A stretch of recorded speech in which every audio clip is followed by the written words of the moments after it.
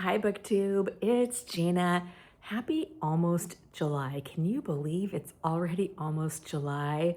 July is one of my favorite reading months of the year because it's Jane Austen July, where we all read about Jane Austen, talk about Jane Austen, make videos about Jane Austen, read Jane Austen adjacent things, and it is so much fun. Now, if you're not familiar with Jane Austen July, I will link the three co-hosts' channels down below.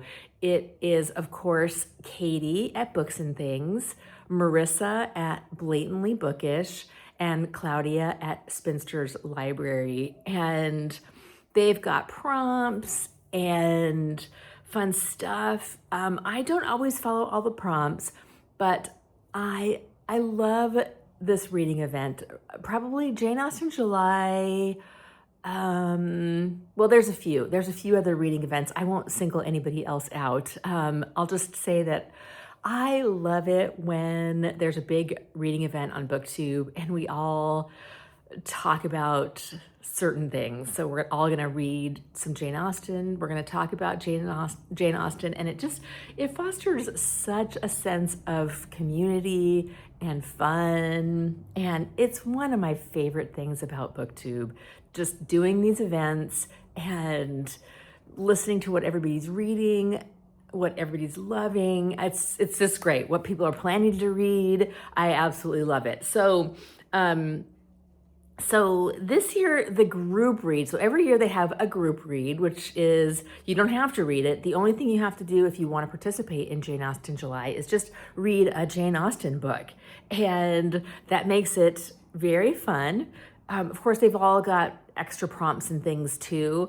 I tend to not do a ton of prompts, but I am I'm planning on reading the group read this year, which is Mansfield Park. Look at this cover. Isn't that gorgeous? This is let's see, which paperback edition is this?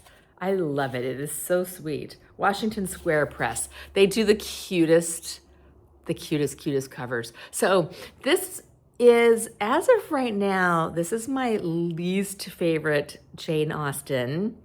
I've only read it once. All of the other main novels of hers I have read multiple times, but this one I've only read the one time. So I'm actually looking forward to reading it with the group, listening to people talking about it, because I feel like I'm missing something. I don't know. I don't love this one, but I'm very excited to do a reread of this with the group so that I can hear what everybody else has to say about it and maybe change my mind about it. Right now, it's at the bottom of my list. Now, something else. So one thing that we usually do for Jane Austen July is read retellings of Jane Austen novels. And so I saw this comment on Katie's channel. One of her commenters said that this D.E. Stevenson book, Celia's House, is actually a Mansfield Park retelling. I'm sorry, that is so glary. It's very difficult to see. But I've read this, but it's been a few years since I've read it.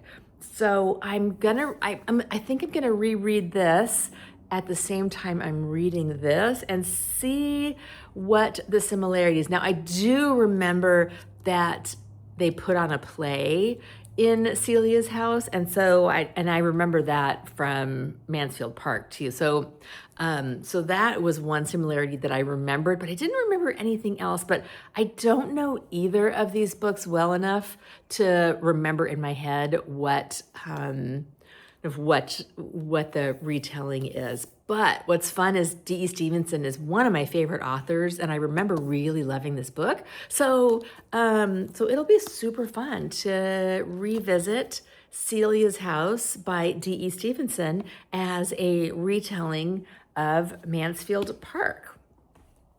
Next, I've got another one of the prompts, which is usually to read something that is either set in Jane Austen's time or by a contemporary author to her. This is a historical Regency romance. This is called The Miser of Mayfair. Look at that cover. And this is by Marion Chesney, and it's the first volume of A House for the Season. So this must be a series. It's a tiny little thing. Marion Chesney is the romance author pen name for M.C. Beaton, which I think is actually the mystery pen name. I don't remember if M.C. Beaton's her real name, but this is a Regency romance by Marion Chesney, who I've read a few of her books and I always enjoy them. They're so much fun. And another gorgeous cover. So this will be fun. It's just a thin Regency romance. So I'm going to, the plan is to get to, for sure to get to these 3 next month. Which I don't think should be a problem because these 2 will be super fast reads. Mansfield Park, they've got a schedule. Sorry, I keep setting books down on the table and shaking you. They've got a reading schedule, and I'm gonna try and follow the schedule of when the group is reading this together so that I can kind of follow along with that. And then next, I've actually got 3 nonfictions. Now, this is not something that I'm going to read straight through. This is Jane Austen's England, a Travel Guide by Karin Quint. Look at that. So this is a travel book with maps and pictures all about Jane Austen's stuff in England.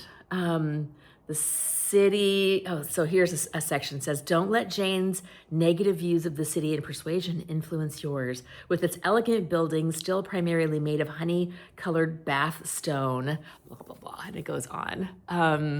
And so I've flipped through this book, but I've never done much with it. But I'm going to try and read a little bit more of it.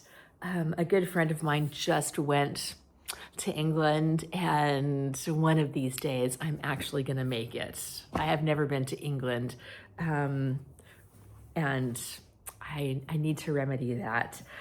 Next is, and honestly, I may not get to this one, but this is Jane Austen, A Life by Claire Tomalin, which you guys have probably seen a billion zillion times because we all talk about this.